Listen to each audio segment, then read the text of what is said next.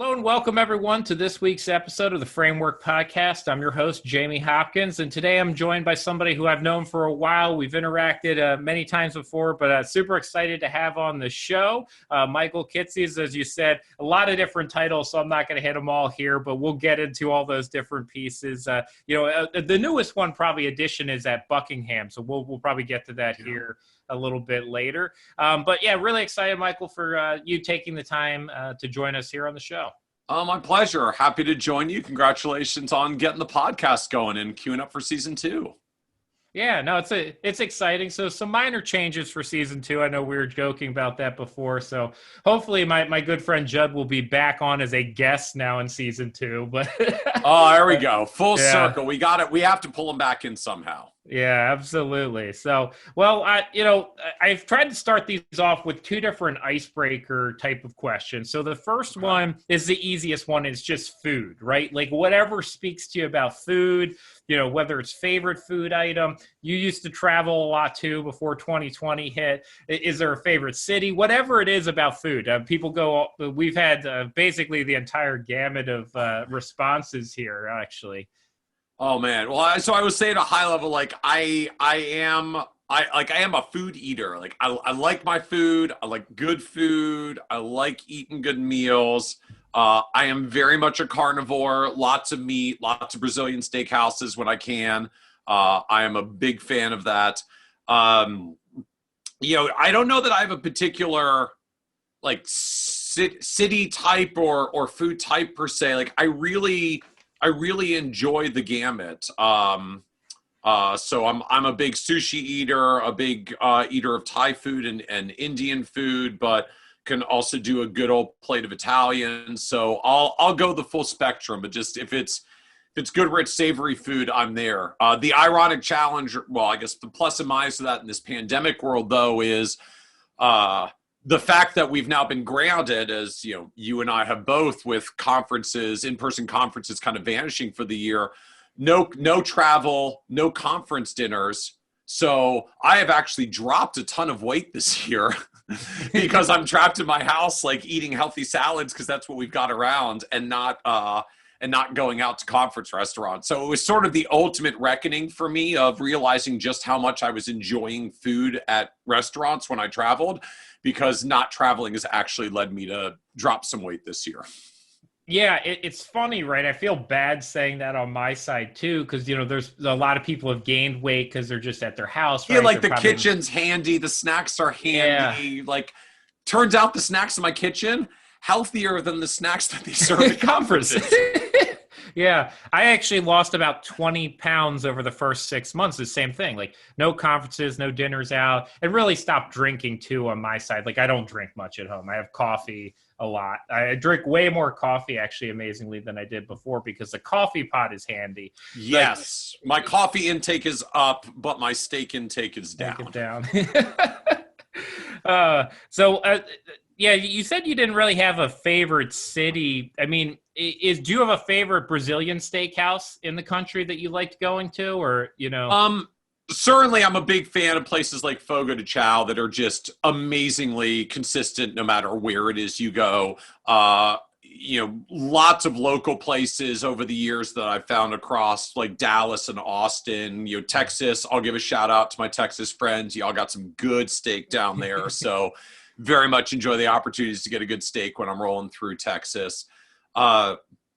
Cities for me in general, like I love cities for the personality of the city. So granted, I don't get a lot of time to actually hang out in cities when I travel because a lot of the conference world, like it seems glamorous. The reality is it's a whole lot of like airport, taxi, hotel, conference, back to the hotel, back to the taxi, back to the airport, next city. Like you don't get to do much else a lot of the time. If it's a 1 or 2 conferences you enjoy, when you do like 50, it just sadly kind of becomes a bit routine. But I love just cities with personality unto themselves. So like I love places like getting down to New Orleans or getting out to San Francisco or even getting to New York City. Like I don't know if I could quite do the New York City living lifestyle. I kind of like my DC suburban thing, but I love to visit New York City. Just the energy when you're walking around on the streets of New York is absolutely amazing. And what that means in practice, while I'll do the occasional, chain places like Fogo, if I'm traveling, I love to find local restaurants. In general, just being a business owner type, I always love supporting small local business. But I love finding the local restaurants and the local eats in the cities that I visit. Yeah, that's I have a lot of similar feelings. I love New York, and New York to me, I'm outside Philly. It's always been kind of around the holiday as a part of that tradition. And this year, I haven't made it up there, obviously. But so the next question, New York leads to the next one, right? A major money city. I've been asking people kind of what's their first money memory. So it's something, right? We always, advisors ask clients, and I was like, yeah, it's a really good question to start asking advisors. So I've started doing that. So do you have a first positive or negative money memory? Yeah, I think first really clear money memory I have was the first time I started being able to, or basically to earn money, which for me was mowing lawns in the neighborhood. So back then it was like $5 or $10 for a lawn. I can't remember what we were getting paid. I think it was like $10. Big lawn, I could get 15. So it was mowing lawns in the neighborhood, starting to build up and save my own money by doing that. And then my father taking it to the next level and giving me the opportunity to get a new power riding mower to do it faster, but he financed it for me. So he he bought it for me because I didn't have that much money. He bought it for me, and I had to finance $5 out of every lawn that I mowed until I paid the thing off, which took me 2.5 years, 2.5 summers worth to pay off what was, I don't know, probably a couple $100 mower back then. But then I got through that, and then my income went up because I had paid off the cost to purchase the mower. And the last 2 years of mowing lawns in high school, I was making bank and saving for a car because I had paid off the lawnmower and was enjoying the fruits of the outcome of having sort of effectively invested into this as a little mini business, put $1 investment in, and then paid it off. I didn't think of it quite that way then with that level of structure. I realize it now looking back, but I think indirectly it ended up instilling me not only just appreciating kind of the work of hard labor and going out there and earning dollars, but what happens when you invest into yourself, into your business and what you're doing of got a power mower. I could mow more lawns faster, but I incurred a debt that I had to pay off. So it took money off the top for many years. But then eventually I got through that, and I mowed more lawns faster and made more money because my debt was paid off and I owned the thing. So that sort of experience still for me is one of the first really clear money memories, money experiences that I have from, I guess, early teenage years. Yeah, it's a great one. And I think that lesson of learning to own something is always important to instill at some level. With the only caveat that I then realized 10 or 15 years later, went to college, graduated from college, went out on my own at some point. You're I think it was in my 30s, by the way, Dad, what happened to my mower? To the mower? He's like, oh yeah, I sold it and got rid of it after you went to college because I wasn't really using it. We had someone else come and do the lawns. I bought that. That was my mower. What happened? Yeah. Hey, possession is 9/10, Mike. Yes. So I failed on the very last point of ownership, which is making sure you actually hold on to it. Yeah. But still all positive memories from it. Yeah, I guess if he had it, was it 7 years adverse possession? So maybe it's possible, right? Yeah, to be fair, I think I had tripped the timing on abandonment. I literally just left it in his garage for a decade. So fair game at that point. Yeah. Well, I'd love to, go now to learn, hear a little bit about your story. So, I mean, that's one of the great parts of this show is I get to take people in the financial world and a little bit broader sometimes, and actually hear more about their story. Because often, right, like when you're out speaking, you're talking about, either where the profession's going or some different interesting financial planning topic, whether it's, PPP loans this year, right? But so wherever you want to start it, happy to let you be the narrator of your own story here. Sure. So, my journey into the industry really is kind of a random one of landing here. I was a liberal arts graduate, psychology major, theater minor, pre-med student. And the only thing I really figured out by the end of undergraduate was that I did not want to go into psychology, theater, or medicine. So God bless the liberal arts experience. Like, we've taught you to think, go be fruitful. And like, I don't mean to bash liberal arts experience. I really enjoyed my college experience, what I drew from it. But I graduated from school having only figured out what I didn't want to go into as a career and no idea what I did want to go into. And so for me, landing in financial services was just sheer random happenstance going back literally now like almost 60 years. So in the early 1960s, my grandfather passed away fairly young from a heart attack. Had, as we now think we figure out, like some kind of congenital heart issue. He had multiple heart attacks before he was 40 and passed away shortly after he turned 40. And so my grandmother was suddenly left on her own as the mother of two young daughters and had to support the family. And so she ended up getting a job as a secretary at a life insurance agency in the 1960s with New England Life. And so she worked with this gentleman for many, many years. I think at one point even became a licensed agent so she could support him on some of the sales process. And so when my parents got married, my grandmother's boss did, what a good 1970s life insurance agent does. Like, what do you do when your secretary's daughter is getting married?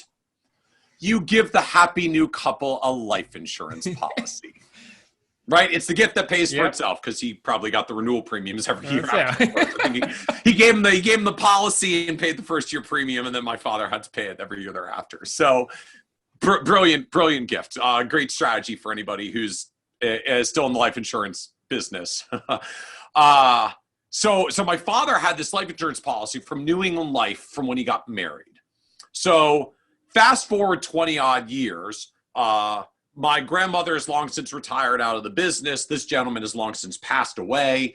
So my father now owns a orphaned life insurance policy from anybody that has roots in the insurance world.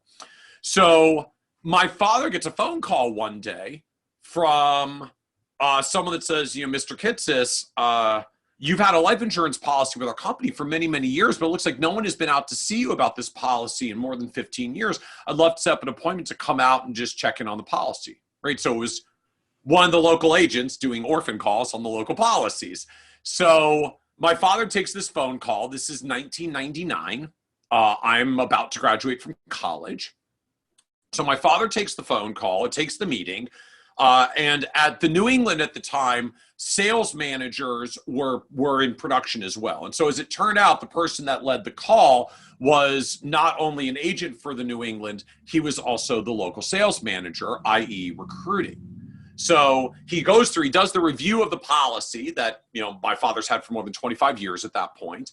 Then he takes off his producer hat. He puts on his sales manager. He says, by the way, do you know anybody who might want to come into the world of financial advising? It's a great career opportunity. And my father says, funny thing, my son's about to graduate from college and he has no idea what he wants to do with his life. Yeah. So I get an interview with the insurance company to become a financial advisor, and thought it sounded great. I really didn't study anything finance related in school, but I always had a good head for money and dollar things and a very strong math background. And so I kind of heard financial advising and numbers and math and money. I'll give a shout out. I had started getting interested in personal finance because my father in my senior year of college bought me Rick Edelman's The Truth About Money. That was kind of early heyday for Rick, and I'm born in the DC area. So Rick was actually like local radio for us growing up. Like I used to listen to Rick when I was driving to school when I was in high school. And so I started reading The Truth About Money. I started getting interested in personal finance stuff.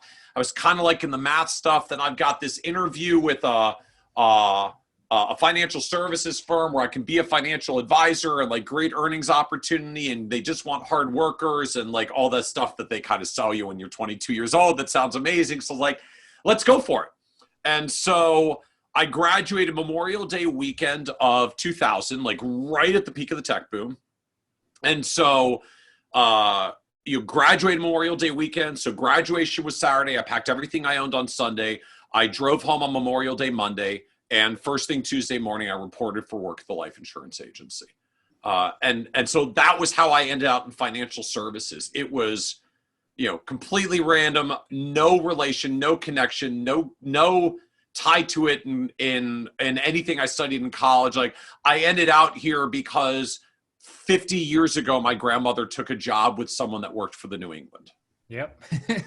So what was that? So you get there, right? And what's the experience like of an agent back in 2000 at that point, right? So that's, did they still have pretty good training right then, or was training really light and they were just like study, get a license and go sell? Yeah, training was light. Training was erratic. So there were certainly some firms that still had pretty strong training, and even within firms, some branches that had strong training. I will admit the branch I landed at did not have a strong training program.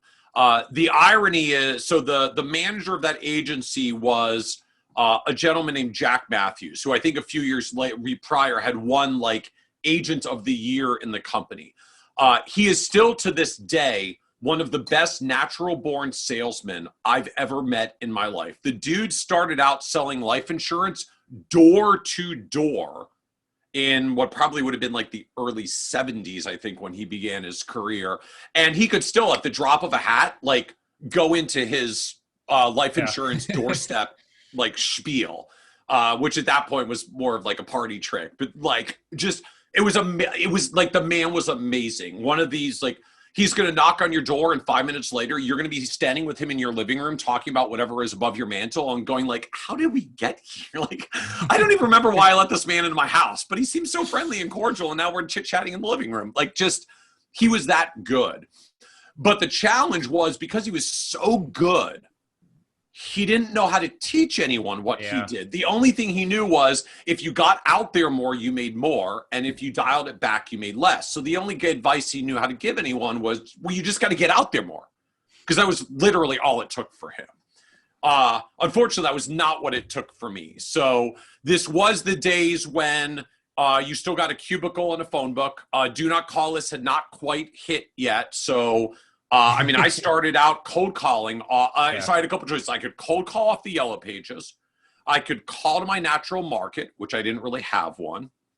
There were a couple of people that would buy mortgage leads, and mortgage leads was, at least in that office, what I'm sure now was some third-party reseller, but when like a local couple bought a house and got a mortgage, there was some like physical flyer attached to the bottom where you could fill something out to say, I'd like to know about life insurance to protect my family if I died with this mortgage. And we would get like a stack of like 3x3 like tear sheets that came off the bottom of this that literally had like handwritten their name and their phone number for someone to contact them. So like they would collect these and sell them for $10 a lead or whatever it was. So like you could buy those, but $10 a lead back then was a lot of money. So like I couldn't afford that as a 22-year-old coming in cold. So I was with the phone book. And it was not good for me. Just I was a mediocre salesperson. I was a hopeless prospector. So like the only thing I knew how to do was hit the phone book, and that was horrible. So So that didn't last long for me. I realized probably about 3 or 4 months in, I realized kind of what I had done to myself, which is, oh, this isn't a financial advisor job. This is a life insurance sales job. Like, okay. So first I figured that out, and that I wasn't good at prospecting. So then I tried to find someone in the agency to mentor myself under, and got a bit lucky there. I ended up mentoring myself under basically the one CFP in that branch of probably 30 something people, all of whom were solely focused on life insurance sales. But there was this one guy, and like, he took a different approach where he went out and just got to know people and understood what they wanted. And then rather than only selling them variable universal life insurance, because that was the hot thing of the day, he would just sell them whatever it was they needed. Like, it could be variable or universal or term or a mutual fund, because he had all the different licenses. And I became fascinated with kind of the CFP marks and financial planning from that end, because frankly, I just came out and thought, this just seems easier. Like, instead of selling VUL to everyone you meet, you just talk to them and find out what they need and give them that instead. Like, it just seemed easier. Yeah. So I started working with him and tagging along with him on all of his meetings, and learned a lot about these early days of this sort of alternative thing of financial planning and what it looks like to have a more planning-centric approach. Started working with him to help build out financial plans, which back then was in Financial Profiles, was the software of the day. And so then ultimately, as I came up with the 1-year mark for the contract, right, you got to validate your numbers to get your draw for the next year. I was not close to validating my numbers. And so I still remember I went to the managing partner of the agency, and I said, here's what I'd like to do. I really like doing all this financial planning data entry stuff and like managing the software and making the plans. I really like this. And I think I'm pretty good at it. Like, at that point, I was helping not just this advisor, but several of the agents in the office as well. So like, here's the thing. I would like a job.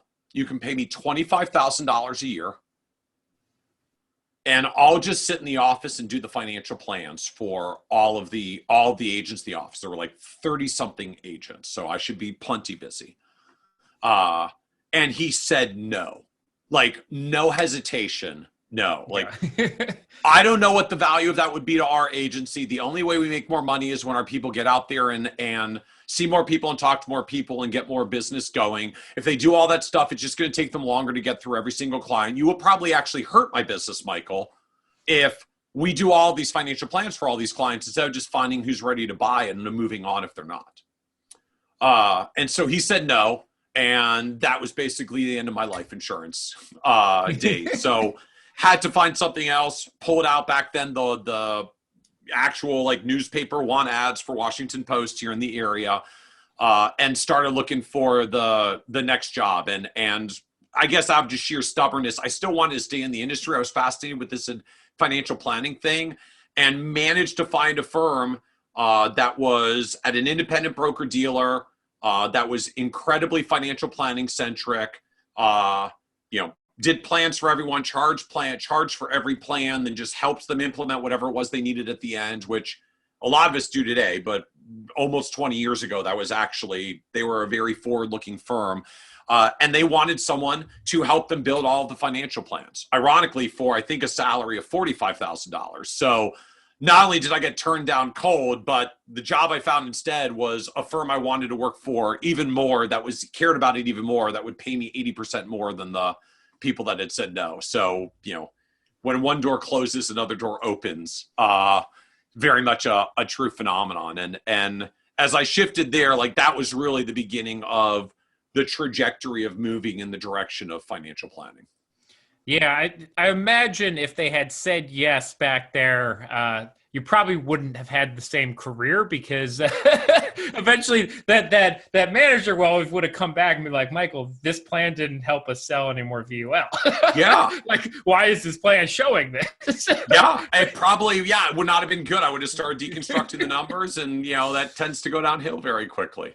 Yeah, I mean, sadly enough, I think it was, I won't say the company, but it was probably 5 years ago, we went to a company and we had a conversation and training and planning stuff. And they actually said they needed to stop doing some of the training because their agents were doing too much planning and not enough selling of insurance. Yeah. So, that was probably more commonplace, 20 years ago, but right. Yeah. It still exists. Yeah. Well, I mean, the irony when I was interviewing, in addition to interviewing at the New England, like once I found these sort of financial services jobs, I actually interviewed around for one or two other firms, and I made it very far with AXA as well. And I still remember, like, I got fairly late stage in the process with AXA when I was interviewing, and they had like some kind of they used a bunch of assessments. I still remember like a bunch of different tests that they gave to try to figure out if like you were going to be a good fit for the firm. And I basically flunked the assessments. And as I ultimately found out, like I flunked the assessments because I flunked the part that basically said Michael asked too many questions. Yeah. And they figured out like I probably wasn't going to be moldable to whatever the agency wanted me to do at the time, because it was still AXA was very equitable life insurance centric then. I know they've gotten broader these days. And at the time I was really aggravated, but I had the job at New England, so I was happy. In retrospect, like, yeah, they were probably right. Like, but I don't think that would have worked out very well at the time. So, were you a naturally good test taker? I know assessments are different, but you've gone through a number of designations now. But were you a naturally good test taker growing up, or Yeah, I've always been comfortable with just getting through tests and standardized tests. Like it doesn't faze me much. I'm good at reading and absorbing information. That's part of how I read and absorb stuff and then write about it and share it out on the blog and speaking. So I've always had kind of a good memory and retention for that kind of stuff. And so, like standardized tests and taking tests has never been a particular challenge point for me. Obviously, still got to put in the time to learn this stuff. But if I've learned this stuff, the test isn't a blocking point for me. Yeah. So when you go to this IBD, when do you start realizing that you want to like get into the education side too? Is it there that you start figuring that out? It really came later. So there I realized the education side for me. So once I was suddenly in a job where I've got a stable salary and I don't have to be hunting to eat what I kill all the time, I immersed myself into the education side for myself, just to start moving my own career forward. And so in the span of barely 2 years with this firm, I got my CFP, my CHFC, my CLU, and most of a master's degree in financial planning. So like I consumed everything I could find on the menu at the American College. And unfortunately outgrew my role at the firm. Like it was a great firm, back then. I mean, it was 3 partners. They were probably doing like 2 million of GDC between the 3 of them, which in 2001 was like, that was a good size shop. Like they did a lot of volume.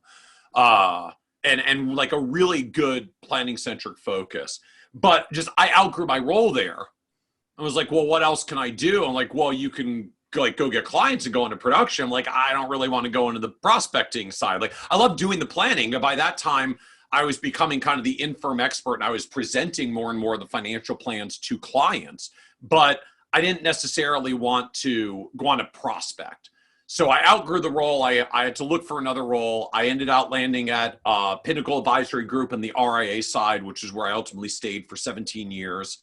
They were incredibly forward-looking at the time. They were probably, this was like 02, 03. They were maybe $200 million under management and were hiring a director of financial planning to teach and train advisors and build plans and create a centralized planning process and help deliver them so that the partners could go out and grow the business, because they wanted to be the growers, but they needed someone to mind the clients and do the rest of the work. I'm like, this is what I wanted. Like I get to nerd out on financial planning and help as many clients as I can, but I don't have to prospect for them myself. And that was my big driver at the time. So I landed at Pinnacle, and after a couple of years at Pinnacle was when it started to kind of bubble over to the rest of the industry. Like I would research and nerd out on some topic. I'm like I just learned all this stuff. Like I kind of want to share it with some other people. Like it's a shame I did all this research and work and only the one client I helped ever gets the benefit of this. So I started submitting articles to trade publications, submitting stuff to the Journal of Financial Planning, Got involved with the local study group for my FPA chapter, which turned into speaking for the study group for the FPA chapter, which turned into speaking for the FPA chapter, which turned into speaking for the next FPA chapter over, because they were like, we heard you have a good session and we need someone to do a session as well. So I went over there, and that's really what started to blossom that road, to the point that after about 5 years of that, I realized I was actually enjoying the writing and speaking side more than the client-facing work. To each their own, but just for me, like I like the continuous flow of the challenges and the problem solving. So when I was looking at medicine in college, like I was looking at emergency medicine. I was actually an EMT for a while I was also in school. So there's actually a similar vein to it, right? Well, EMT is even higher stakes, but like dive into problem situations and you have to triage and assess and treat very quickly and try to stabilize the situation while you transport. And so my brain just kind of worked that way. And so I liked the constant challenge. And the problem I was finding in the advisory firm context, shout out to all the advisors who have this as their great skill and gift, but candidly, I just started getting bored with a lot of these client conversations. Like, it's the same client with the same conversation. We've been over this 4 times in the past 4 years. You still haven't moved the needle on the things that you were going to move the needle on. And, some people are brilliant at coaching clients through that. Like, I just didn't get energy from it. I got more energy from the next new client or the next new problem or the next new thing to solve than I did by continuing to work with that client after years and years of ongoing with the same client. And so that kind of hunger for new stuff and just not feeling the energy from longstanding existing clients, for me, started bubbling up like, I need to make a shift and do something different. And that's what took me out in the direction of what ultimately became Kitces.com. Back then it was the Kitces Report, which was a monthly newsletter on nerdy technical topics, starting to speak more.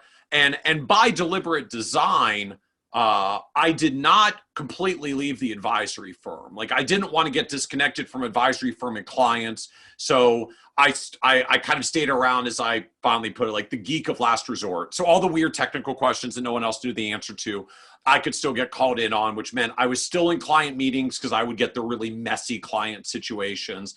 I got to stay connected to what it was like with the client experience, but I didn't need to actually nurture an ongoing client relationship where I was going to get tired of it after a couple of years. I only got the fresh, new, really complex, meaty, hard clients. And that was the stuff I loved doing. And so I kind of kept one foot in the advisory firm to do that, and then the other foot out growing this writing and speaking, and basically taking stuff that came up with the client situations in our firm and turning it into articles, research, and other stuff that I could then publish about and write about and speak about and leverage out to the broader advisor community. So when did, I guess, a vision start to occur of I guess, building more than an interest there, right? Because like probably at the beginning, right, the FPA stuff and the speaking at FPA, like that's probably more all interest driven. Like the first time you go to a study group and speak at FPA, you're not thinking like, you know what, I'm going to build a business by starting in this study group and writing an article that I submit to a trade journal, right? So like, do you remember when that occurred, that kind of change? Yeah, I do. So it started to germinate. It started to germinate in the summer of 2006. So back in 2004, when I started getting involved in FPA, I co-founded a group called NextGen, which at the time was independent. Now it's actually a community under FPA. But originally, like, we found each other through FPA, but we created this separate thing. And then we started making conferences for ourselves. So the first conference ran in 2005, and then the second one I chaired in 2006. And so we ran it in Estes Park in Colorado. We brought out, it was actually a large event back then. We brought out, I think, almost 200 people, like all under the age of 35.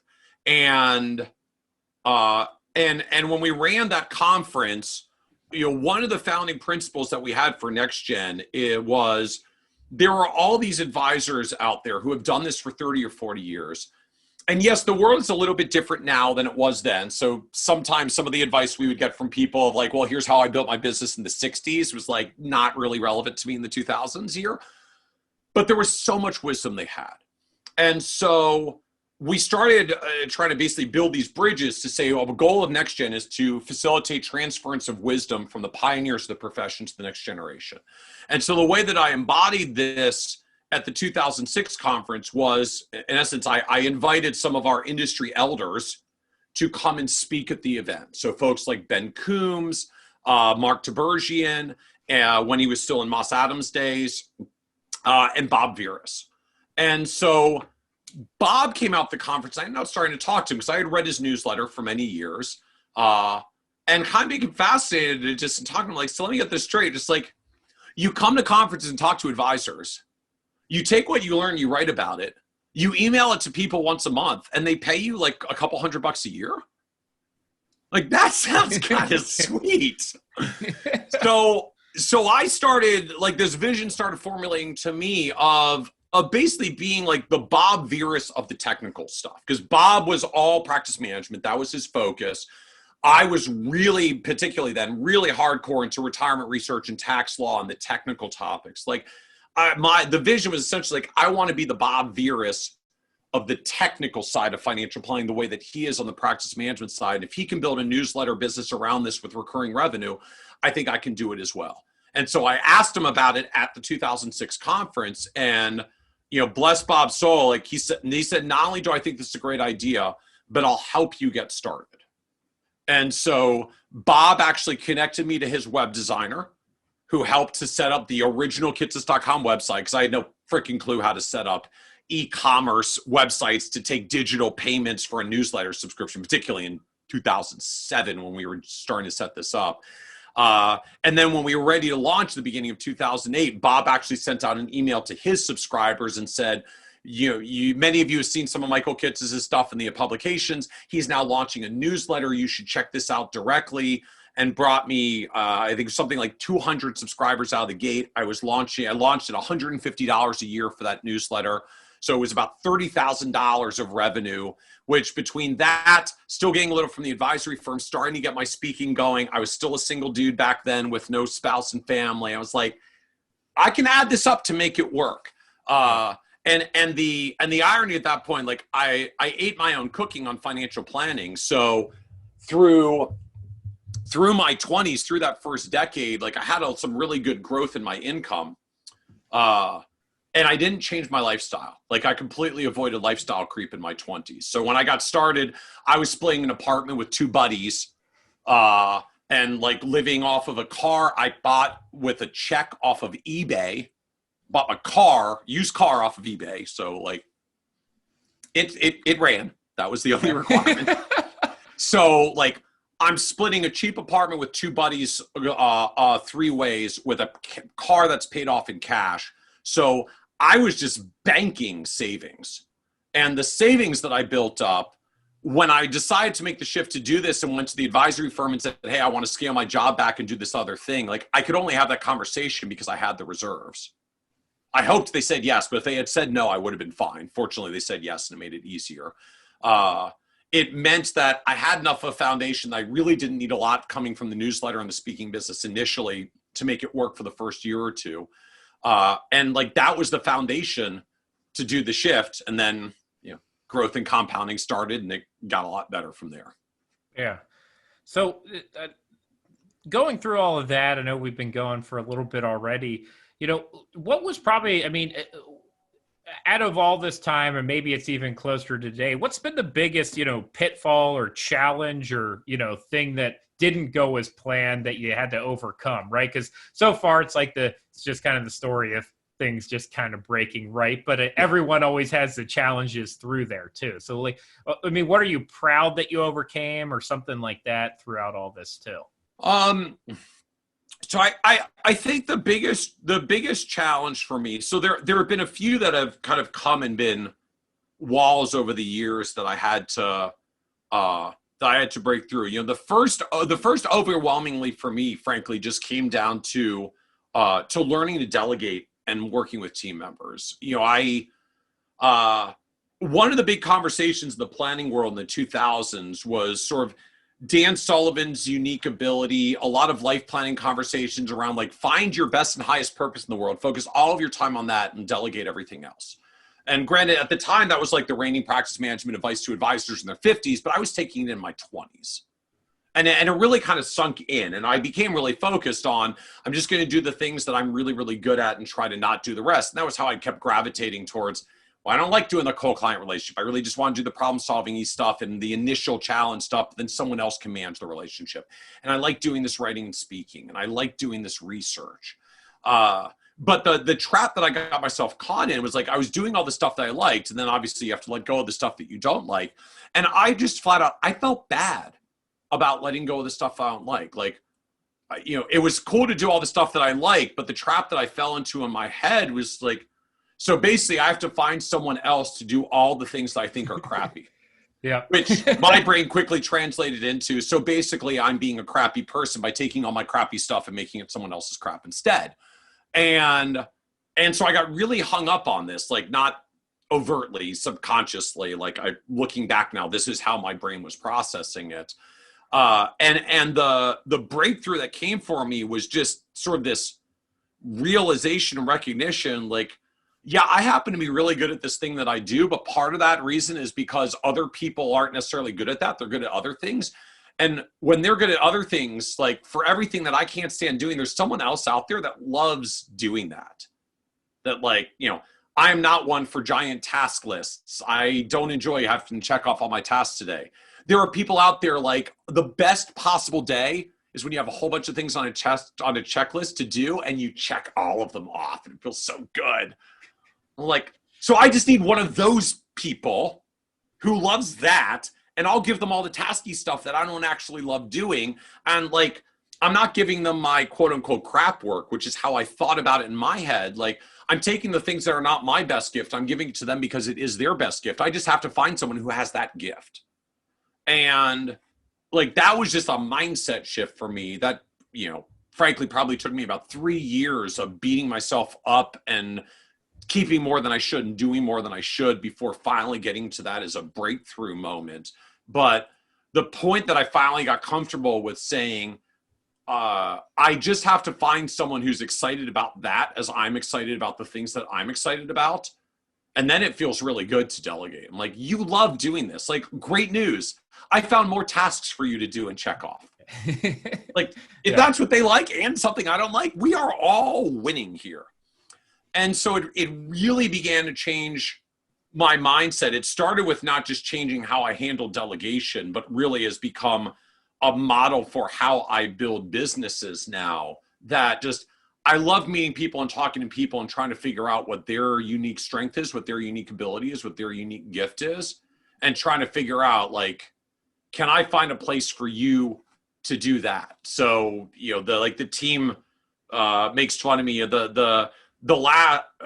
We have hired 6 of the last 3 finalists for interviews at kitces.com because I get down to 2 finalists. I'm like, I like you both. You have completely different skill sets, but I like you both. So I'm going to hire you for this, and I'm going to hire you for this other thing because we actually do need it. And you have an amazing gift to do this. It wasn't even what we were hiring for, but you were so perfect for the business and doing this thing that I know we were going to do in the future anyways, that I'm going to pull it forward and we're going to go ahead and do it now.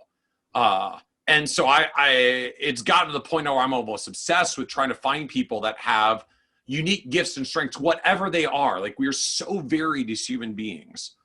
And then finding some way to say, like, if you've got that gift and you fit with our culture, I want to find a way to get you on the bus, to use the, like, Jim Collins bus analogy. Like, I want to figure out how to get you on the bus in the right seat.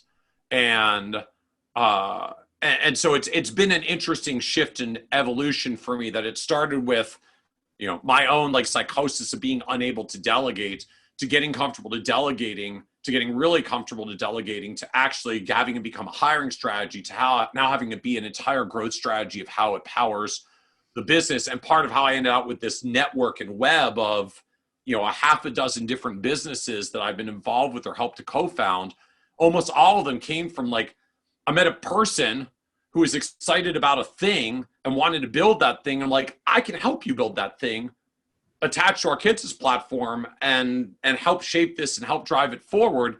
let's go build this together. Yeah, so you've got, as you said, a number of different businesses. So maybe try to touch on a couple of them. And how big is the Kitces team now? The Kitces.com team. Yeah. So the Kitces.com team has been in a big shift as well. For the first basically 10 years, from 2008 to 2018, like it was myself and an operations manager. Like I went out and wrote and spoke, and like she kept the wheels on the bus so that they didn't fall apart.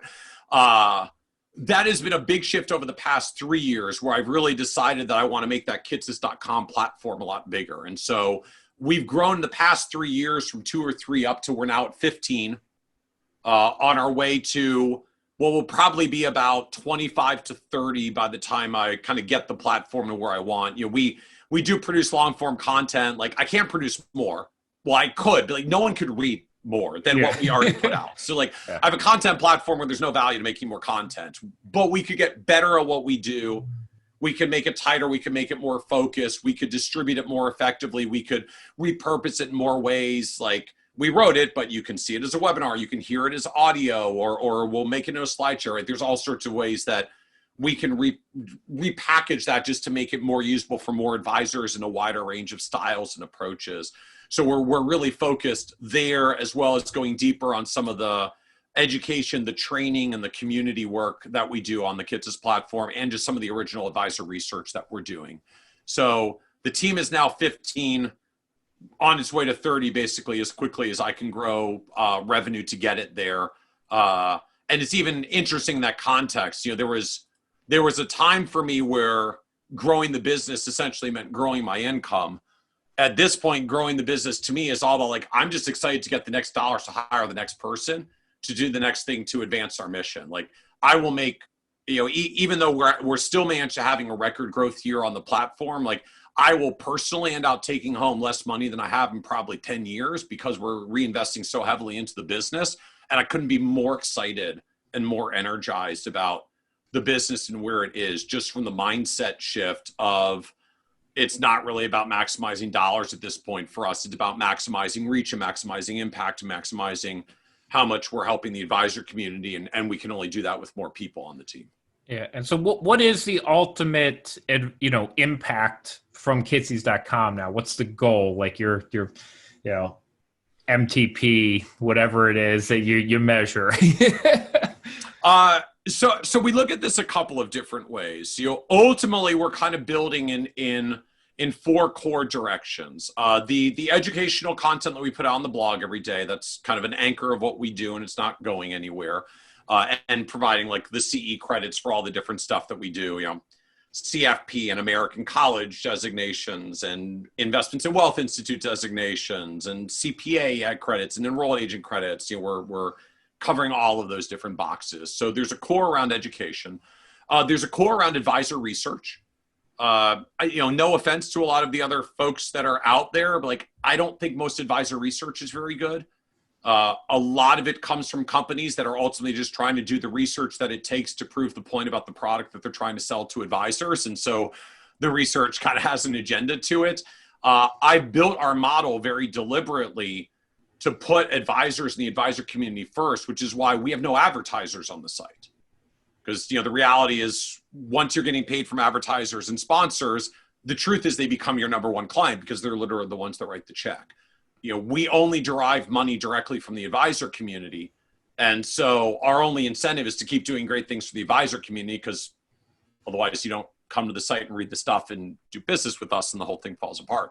So, we think coming at advisor research from that level of objectivity gives us an opportunity to really do some cool original research. And we've already been doing some work in the space around financial planning process, the time of an advisor, where their time goes, marketing research that we did, like what marketing strategies actually work for advisors and not, because we don't have any dog in that hunt. We can just really try to objectively research and report on it. So education is our first pillar. Research is our second. Resources is the third. So we put out a lot of popular resources over the years. Our advisor technology map, our conferences list. We're actually about to launch a scholarships list just for all the people that are coming in the profession trying to figure out how to pay for their CFP education. We're going to create a master list of scholarships. So more resources for the advisor community. And then we're working into the world of training, which for us is essentially skills building courses. So, 4 to 6 hour courses in a particular area where you can go through a deep dive. We're, queuing up to launch the first one of like how to actually review a client tax return. Like not just the CFP tax knowledge, which I'll assume you've got, but like when the client sends you the thing and it's, 47-page PDF, like which lines do you look at? Which ones actually matter, right? A lot of advisors, they get some of the tax knowledge, but no one's actually walked through line by line of a tax return. Like here are the lines that matter and why. So we're building a course around that with exercises about how to apply this with sort of real world, but appropriately anonymized client scenarios. So you can practice that and really learn it in a structured environment rather than learning it live on clients and potentially missing opportunities along the way. And so those pillars around education, research, resources, and training is ultimately what we're building focused on the advisor community for what I call the real financial advisors, which is not everybody who puts financial advisor on their business card, because as we know, there are some people that do that, but they are literally legally in the product sales business. They don't even actually hold a license to get paid for advice. So our focus is the people who are really in the business of advice. They're there to deliver advice. They're there to be compensated for the advice. Don't have to get down the road of how we're being compensated. That's a whole discussion for another day. But we've all experienced the difference. Even for those who implement, there's a difference between people who implement because they're there for the sale and people who implement because they're there for the plan, but the plan actually guided you to something that they just literally need anyways. Like that was drilled into me in my first few years in the business. The life insurance agency, which was absolutely product first, and then the independent broker-dealer firm that I worked at, which at the end of the day was primarily a commission-based firm, charged some planning fees, but the bulk of the revenue was commission-based. But it was 100% what the client just actually needed from the plan. Yeah.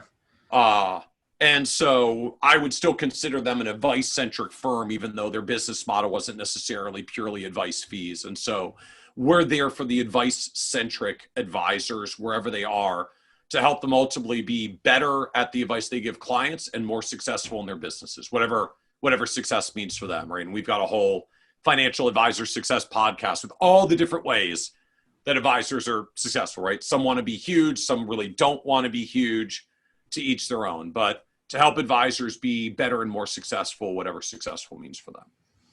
And so this obviously kind of all touches on the notion of, kind of being a profession to some degree too, right? And a successful profession at that, and a lot of different ways to do that. You've been, outspoken on a whole bunch of different areas of the profession. As you said, we don't need to get into compensation and how people represent themselves, or even some of the trade organizations or, FPA, which you've had a, strong tie with before too. Yep. But where do you see, what's the hurdle or the biggest challenge you see in front of all of this good advisors becoming a profession here moving forward a little bit? To me, the core issue is the separation of sales and advice. And frankly, I think a lot of our regulatory debate these days has gotten very misfocused and misguided. We've gotten stuck in the minutia of the difference between fiduciary and suitability and even fiduciary and Reg BI. Like the fundamental difference, the reason why there was a fiduciary rule and a suitability rule is that advisors gave advice and salespeople did not. And so we've only ever regulated advice as fiduciary. Like just the fundamental definition of what fiduciary means is essentially the definition of the word advice. Like it's telling someone what to do in their interests and not yours. Like that's what makes it advice. Otherwise it's like manipulation. So advice has only ever been regulated as fiduciary. We had a different standard in brokerage firms because they literally weren't in the advice business. If you go back 100 years, they were in the business of capital formation. Like company wants to IPO, someone needs to call 1 million investors and sell them the railroad stock. And like, it was a sales job to sell the railroad stock for the IPO for your investment bank that owned your broker dealer. Like that was the original model. And that was what the rules were all built for. And so we had salespeople that sold financial services products. and we had people who were in the advice business, and they were completely separate for decades and decades and decades. It's just a recent phenomenon that they've kind of all mashed and merged together down to the point that literally everybody's a hybrid, blending all these models together. And to me, that's where all of the regulatory challenges have come, because we're trying to figure out, like, well, where does fiduciary apply, and where does suitability apply, and where does Reg BI apply? And to me, like, we're asking the wrong question. The fundamental question is, like, when do you stop being a salesperson and start being an advisor, or when do you stop being an advisor and start being a salesperson? Because I actually think there is a place for both. As much as I am pro advice and the growth of advice, there are a whole bunch of consumers, like, they don't want advice. They don't want an advisor. They want to buy a thing and they need someone to sell it to them, right? Like, when I go into the Gap, I am not looking for someone to give me fashion advice. Like, I just need you to help me find the pants in my size so I can buy them and move on.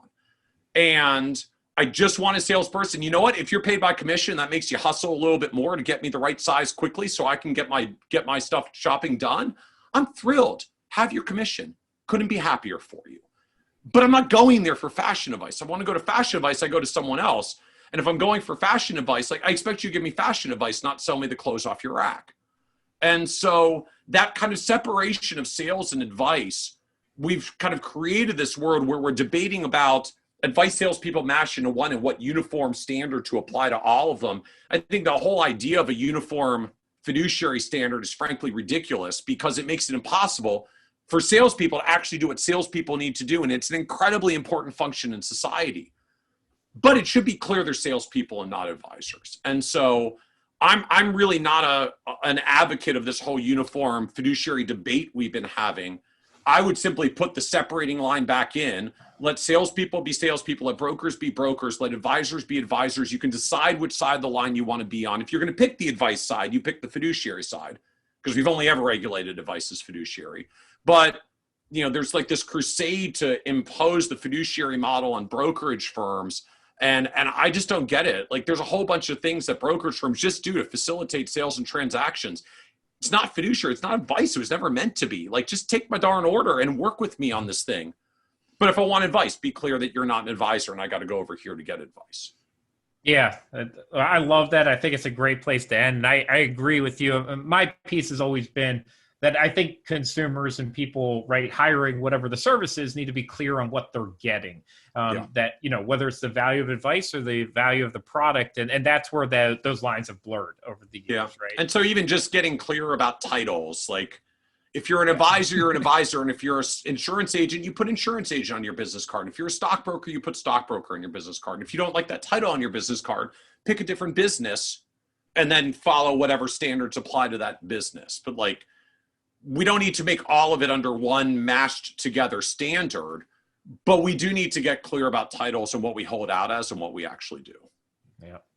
Well, Michael, I really appreciate everything you're doing for this industry, the profession, you taking time to come on the show here today and, interact with me in different channels too, whether it's Twitter, conferences, back to the American College coming in. So I want to be respectful of your time and listeners' time to keep us pretty tight here.